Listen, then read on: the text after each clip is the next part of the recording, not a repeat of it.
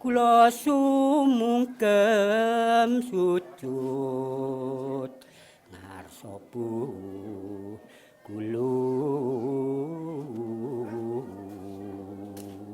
Ini cerita tentang manusia lembah, tentang mereka yang hidup di pelukan dua gunung sakral tanah Jawa, tentang orang-orang yang mengabdikan hidup untuk alam agar seimbang, tentang kelompok adat yang menjaga warisan nenek moyang. Mereka dikenal dengan sebutan suku Tengger. Bawane latri.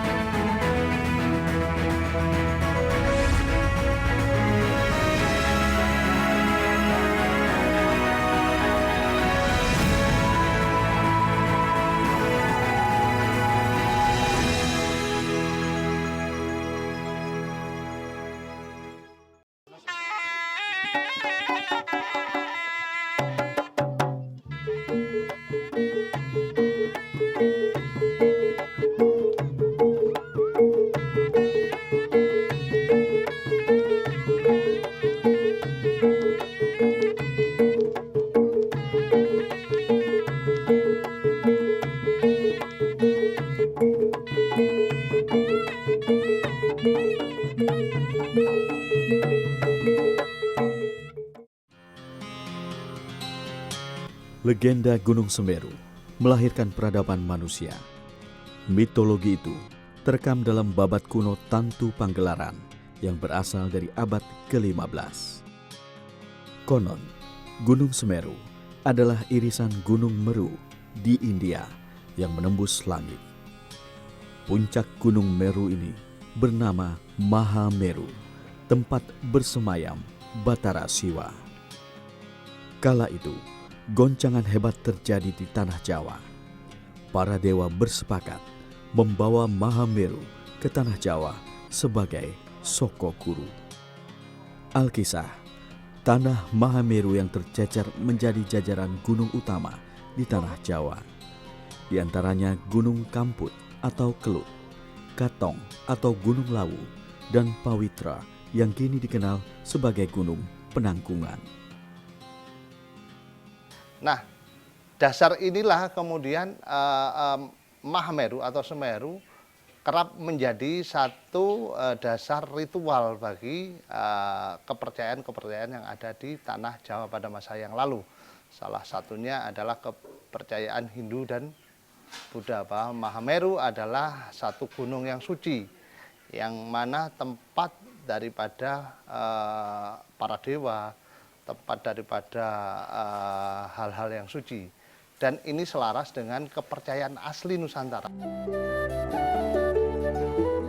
Eksistensi suku Tengger tak bisa lepas dari keberadaan gunung, terutama Bromo. Namun, bagi Tengger Ranupani, Gunung Semeru, gunung tertinggi di Jawa, adalah sumber dari kehidupan mereka. Gunung setinggi 3.676 meter di atas permukaan laut itu menjadi medium mereka mendekatkan diri dengan Pencipta. Dan Bromo adalah sarana mereka mengabdi pada leluhur. Mereka memuja keduanya.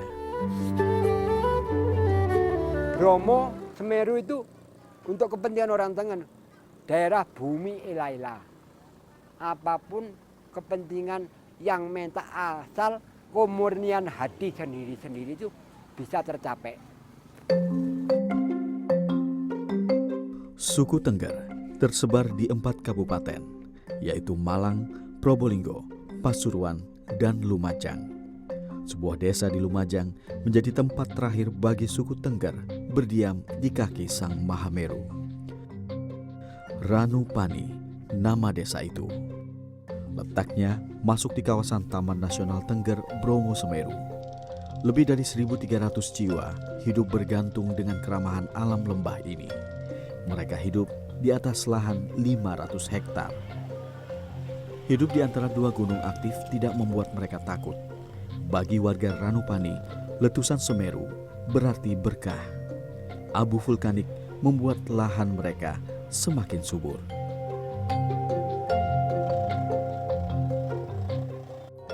Gunung Semeru meletus pertama kali pada tahun 1818. Letusan menciptakan kawah yang dinamai Jonggring Seloko. Sampai tahun 1967, Semeru rutin meletus. Kini, hampir setiap 20 menit, kawah Semeru memuntahkan material vulkanis. Warga Tengger Ranupani tak pernah menjadi korban, baik letusan Semeru maupun Bromo. Alam Ranupani sangat memanjakan mata. Hamparan ladang, panorama Ranu atau danau, dan masyarakat yang ramah menjadi pengantar rindu untuk kembali ke sana. Selain Ranupani, ada juga Ranu Regulo yang hanya berjarak 300 meter. Bahkan di Lumajang menurut catatan sejarah ada 11 desa yang mana merupakan kawasan budaya Tengger. Itu ada 9 di Kecamatan Senduro, 2 di Kecamatan Gucialin. Nah sekarang ini tinggal 1 desa kalau menurut penelitian masa yang lalu. Dari 11 menjadi 1 desa. 1 itu pun sekarang pecah menjadi Desa Argosari dan Ranupani. Dahulu, Ranupani adalah dusun yang masuk wilayah Desa Argosari. Argosari juga menjadi tempat bermukim suku Tengger Lumajang. Suku Tengger masuk ke kawasan Ranupani pada awal abad 19. Dulunya, daerah subur itu dimiliki seorang warga negara Belanda yang membuka peternakan seluas 2.500 hektar. Sekitar tahun 1958, peternak Belanda ini hengkang.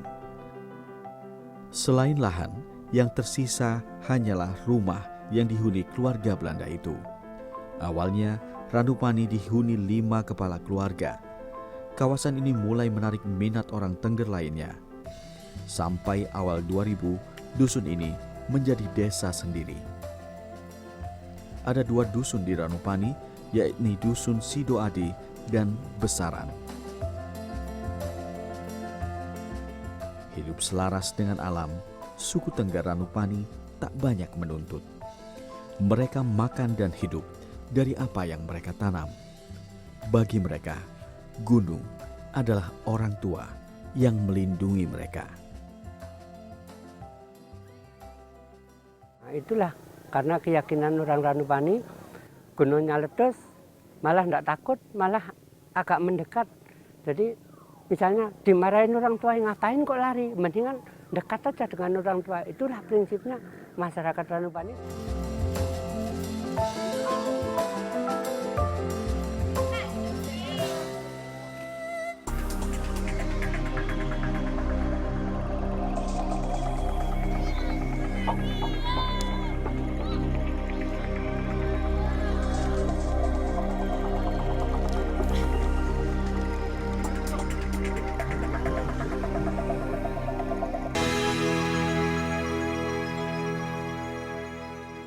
Pro umat sami amaminto kanugrahane Gusti Kang Maha Suci rina wengi kabeh wae do nglakoni sembayang menyembah Gusti Yang Widi amaminto kanugrahan Yang Widi kita sami ngayati Ibu Pertiwi.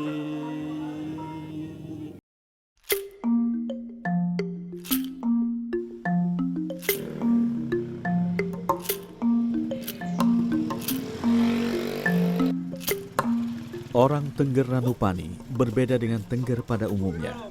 Hidup di lembah antara 2 gunung yang mereka sakralkan. Tengger Ranupani memiliki kehidupan yang beragam, terutama soal keyakinan beragama.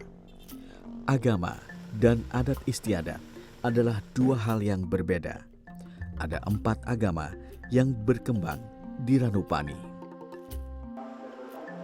Islam, Hindu, Buddha dan Nasrani, agama yang dianut orang Tengger di Ranupani. Meski agama berbeda, namun mereka tetap memegang teguh tradisi leluhur, tradisi Tengger. Bagi mereka, agama adalah keyakinan pada Sang Pencipta, sedangkan tradisi Tengger menjadi cara mereka menghormati leluhur. Identitas Tengger setia mereka yakini meskipun memeluk agama berbeda. Tak heran, suara umat bernyanyi di gereja dan beribadah di masjid terdengar di tengah ritual Tengger. Adab Tengger pun mereka pegang teguh. Hidup sederhana dan ramah pada siapapun. Sarung khas masih mereka kenakan. Bukan sekedar pengusir dingin, sarung menjadi simbol identitas orang Tengger pada umumnya. Begitu juga dapur yang mereka sebut pawon tetap lestari. Pawon lengkap menjadi tempat menghabiskan waktu setelah bekerja di ladang. Ranupani mungkin selamat dari bencana hilangnya tradisi leluhur, namun ada bencana lain yang mengintip. Bencana ekologi. Pola tanam dan laju pertumbuhan penduduk tak sebanding dengan luasan lahan. Apalagi tidak ada tradisi merantau bagi pemuda suku Tengger Ranupani. Permasalahannya demikian dengan kepadatan penduduk, dengan tipenya mereka tidak bisa bergerak lagi karena ini ada batasannya adalah pada lingkar ini. Lingkar ini adalah kawasan taman nasional gitu, yang tidak bisa akan berkembang lagi untuk pertaniannya. Jadi, tapi untuk hunian juga semakin padat gitu. Orang Tengger di sana bercocok tanam di kemiringan 45 sampai 60 derajat dengan lahan telanjang untuk menghemat lahan. Pola tanam ini mereka lakukan selama 2 dekade. Mereka menanam kentang dan bawang daun dengan membuka lahan tanpa menggunakan metode teras atau sabuk gunung.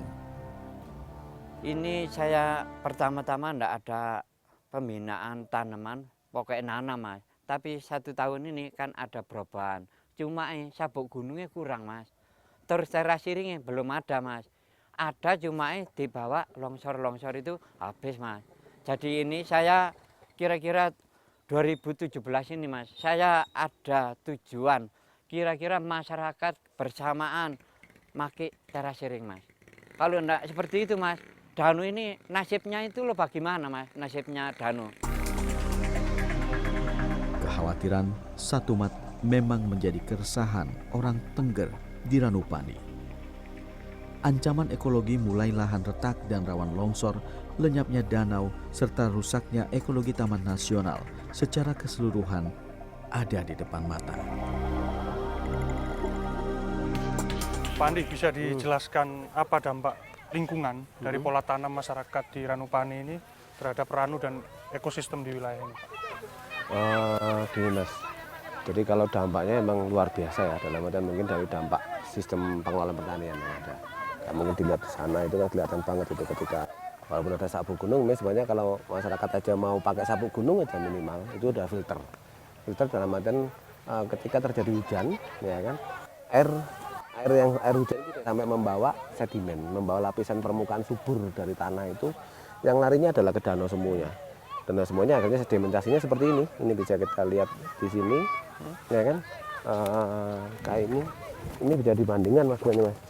Kalau kita ngomong tanahnya ini, ya, ini tanah ini subur banget. Sama dengan yang dengan ada yang di ladang. Dan ini luar biasa, kandungan pupuknya sangat tinggi banget. Apa Pak dampak dari pendangkalan ini? Pendangkalan yang pasti adalah hilangnya danau itu sendiri, yang pasti secara fisik ya. Yang kedua secara ekologi adalah ekosistem akan berubah. Yang pasti akan berubah, dan ini danau ini dulunya kan 7 hektar lebih. Sekarang mungkin tinggal 4 tersisa. Pak, dengan kondisi seperti ini, kira-kira umur dari Ranu ini kalau tidak diubah pola tanam tinggal berapa tahun lagi, Pak? Nah gini, pernah kita coba ya sedimentasi itu, kita coba ukur dari, kita buat namanya sedimen trap ya, ukurannya kurang lebih bisa nampung sekitar 12 kubik. 12 kubik itu hanya bisa penuh dalam waktu hanya sekali hujan. Bayangkan kalau tiap hari hujan seperti itu, berapa kubik yang masuk ke danau. Sedimentasi membuat Ranu menjadi dangkal dan tersisa 4 hektar dari 7 hektar. Pada 2012, kedalaman rata-rata Ranupani masih 6-9 meter. Saat ini, titik terdalam tinggal 3 meter. Selain dangkal, permukaan Ranu juga dipenuhi gulma air jenis Salvinia molesta. Penggunaan pestisida juga membuat kualitas tanah subur semakin menipis. Tanah mengalami ketergantungan pada zat kimia. Penggunaan pestisida pun serampangan yang masuk ke danau dan membuat persebaran gulma air semakin masif. 4 tahun menjadi pendamping warga, usaha Andi membuahkan hasil. Ia mengaku tidak sulit membuat warga sadar lingkungan, namun masih sulit mengubah pola tanam. Beberapa petani sudah membuat sabuk gunung dan teras agar tanah pertanian mereka tidak terbawa masuk saluran menuju danau. Warga Ranupani juga sudah rutin membersihkan permukaan danau dari gulma air.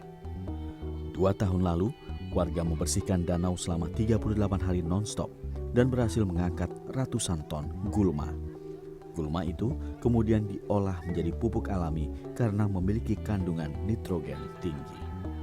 Tua, muda, laki-laki, perempuan berjibaku membersihkan danau yang menjadi denyut kehidupan mereka. Warga Tengger sadar usaha mereka hanya berbuah sesaat selama pola tanam mereka tak berubah.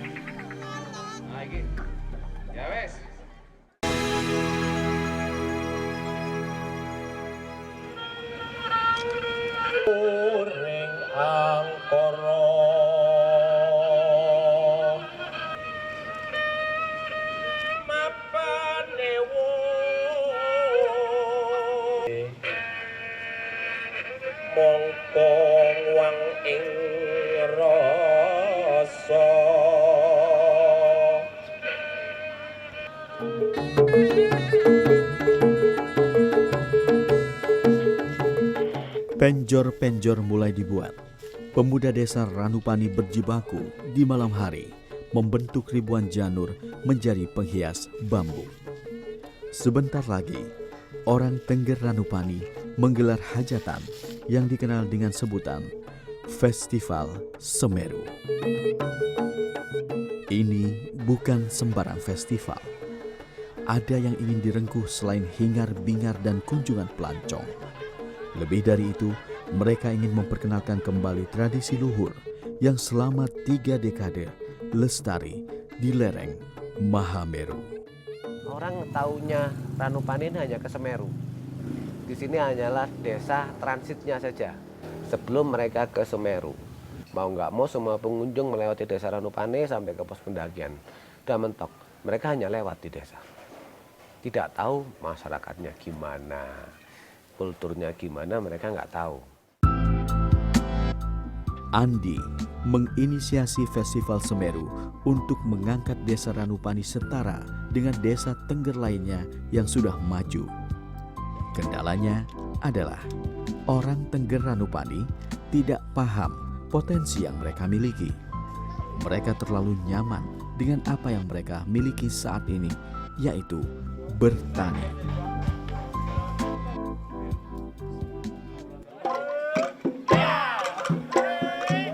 Ada kerinduan yang terpancar dari orang Tengger Ranupani untuk bangkit dari rasa mindernya. Mereka bergulat mewarnai festival dengan keteguhan. Penjor, tumpeng, sampai berbagai tarian mereka persiapkan. Usai jam sekolah, ratusan anak-anak berlatih jaranan dan bantengan. Mereka berjalan menuju lapangan Ranupani yang jaraknya 2 km dari sekolah mereka. Anak-anak Tengger ini berlatih menembus dinginnya suhu Ranupani yang bisa mencapai di bawah 0 derajat.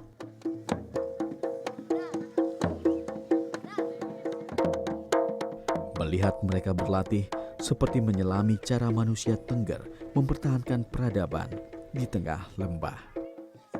Ini kali pertama mereka berlatih jaranan.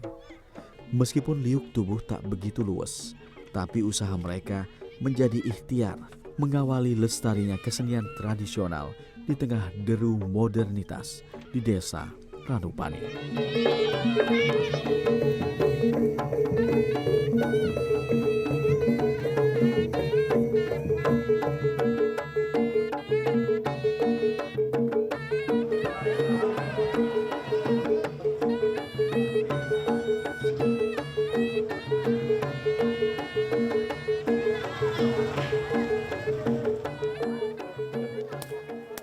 Tumpeng merupakan tradisi yang tidak bisa lepas dari aktivitas warga suku Tengger, baik itu untuk acara desa maupun acara adat keagamaan.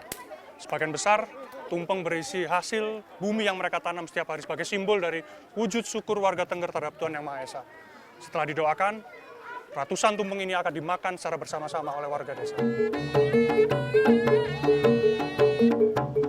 Tumpeng dibawa sampai ke lapangan Ranupani. Jalan menurun dan rusak serta berlumpur mereka lewati. Hanya ada kebahagiaan dan antusiasme yang mereka perlihatkan. Butuh waktu 1 jam untuk bisa mencapai lokasi puncak Festival Semeru.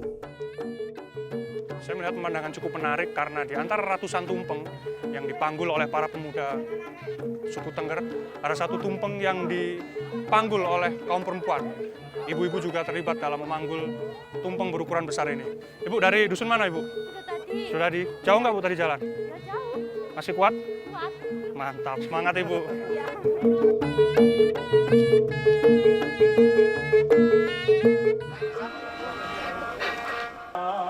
Di ambang gerbang Ranupani, penari Cucuk Lampah menyambut.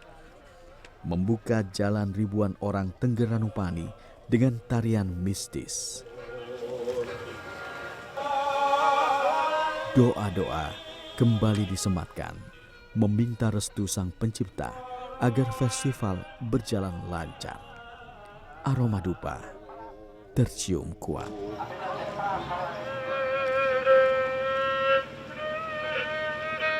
Para dukun desa kembali berdoa.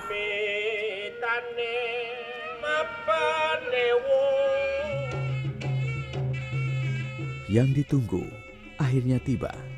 Anak-anak bermain jaranan. Bocah-bocah ini bermain disaksikan pengunjung dan orang tua mereka.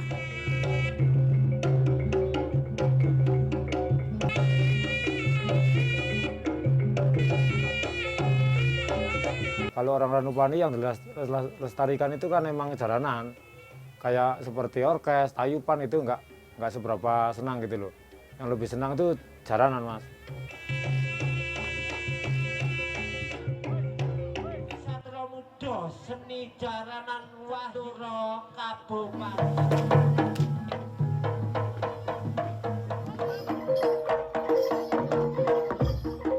Tradisi bantengan juga dinanti penonton.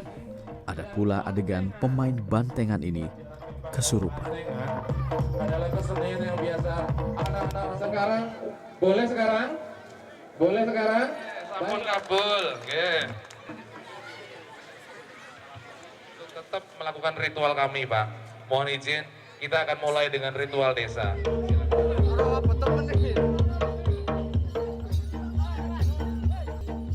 Puncaknya, ratusan tumpeng dimakan bersama. Orang Tengger menyebut tradisi ini sebagai barian. Para pengunjung pun diajak untuk menikmati tumpeng. Gerimis tak menjadi penghalang mereka menikmati makanan yang dibuat dari hasil bumi yang mereka tanam. Bapak Bupati ingkang resemaken mangke kang dipun suwun, lajeng dipun ujigi kang dipun suwun. Bapak Kepala Nuhono Nomo Suwo. Barian tidak memberikan ruang bagi perbedaan. Semua masyarakat Ranupani dan pengunjung makan bersama di tumpeng yang sama. Ada pesan kuat yang melekat dari hajatan Ranupani ini. Lihatlah, kami juga orang Tengger yang wajib kalian kenal. Maka ketika festival ini telah rampung tergelar, denyut peradaban orang Tengger di Ranupani pun terus berdetak.